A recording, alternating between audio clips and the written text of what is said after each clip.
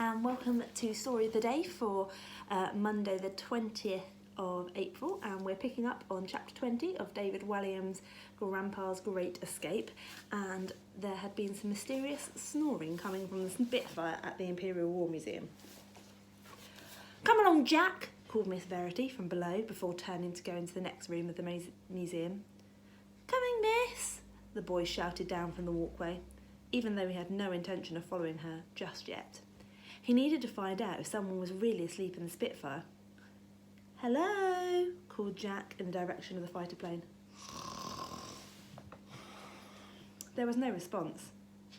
"Hello," he called again, this time a little bit louder. Still no response. From the walkway, it was impossible for the boy to reach the Spitfire directly.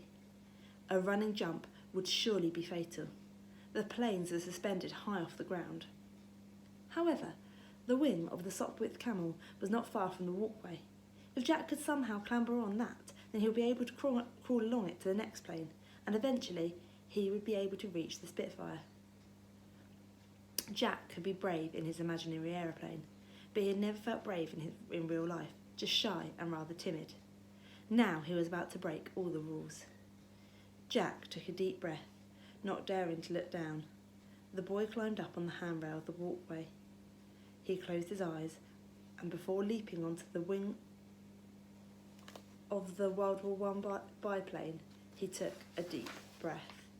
Thunk!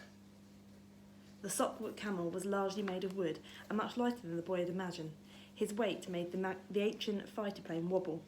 For a moment, Jack was terrified he might lose his balance and plummet to the ground. Thinking fast, he crouched down on his hands and knees to spread his weight. Scuttling like a crab, he moved along the wings until he was near the next plane. This was the Luftwaffe's dreaded Focke-Wulf. To reach it, the boy had to make a jump.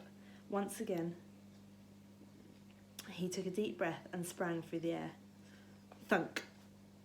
He landed on the wing. Now, Jack was just one plane away from the Spitfire. The boy was so close to the snoring coming from the cockpit, it was extremely loud. Unless it really was a ball elephant asleep in there, he knew that snoring only too well. Chapter 21, Jungle Roar. "Oi, you!" the shout rang through the great room. Jack gulped and looked down from the wing of... He had never really been in trouble before. Now he was in the Imperial War Museum, leaping from wing to wing of priceless antique fighter planes. An extremely large security guard was looking up at him. It was just like the museum has captured the biggest gorilla in the jungle and stuffed it into a uniform and placed a peaked cap on its head. Thick tufts of black hair sprouted from his nose, neck and ears. "Me?" said the boy, innocently, as if it was perfectly normal to be crouched on the wing of a World War II fighter plane hanging from the ceiling. "Yes, you! Get down from there!" "Now?" said Jack, pretending he didn't know what all the fuss was about. "Yes!" The man was becoming angrier in his voice, morphing into something of a jungle roar.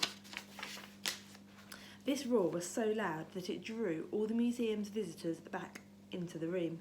Soon the children from Jack's school were looking up at their classmate in disbelief. The boy's face turned scarlet with embarrassment. Finally, Miss Verity herself stormed in, her long flowing black skirt swishing along the floor. "Jack Bunting!" she fumed. "You knew you were in trouble when your teacher used your full name. Come down this instant. You are bringing disgrace on the school." The school had a very poor reputation, so Jack wasn't sure he could bring it into further disgrace. However, this was not the time or the place to argue. What's more, the boy had important things in his mind.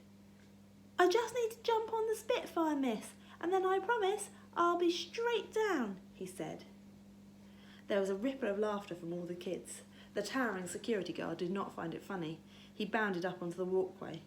Not only did he look like a gorilla, he seemed to have the skills of one too. Soon he leaped onto the wing of the Sopwith camel. But also like a gorilla, he must have been 10 times heavier than the boy. The biplane swung violently from side to side, its wings smashing into the next plane. Crash! This made the aeroplane that Jack was crouched on sway dramatically from side to side. The poor boy lost his balance completely. He stumbled, dropped, and was left hanging from its wing by his fingertips. Ah! Jack cried in fear. Hold on, Jack, Miss Verity cried from below. The great room at the Imperial War Museum had never seen so much drama. It would reflect badly on me if a pupil were to lose their life on a school trip. Jack could feel his fingers slipping off the cold, shiny metal of the wing one by one. Stay right there, growled the security guard. What else am I going to do? Thought the boy. It was an awfully long way down. And we'll pick up tomorrow on chapter 22. Let's see if Jack is able to get to the Spitfire and find out who the snoring is coming from, or if the security guard catches him first.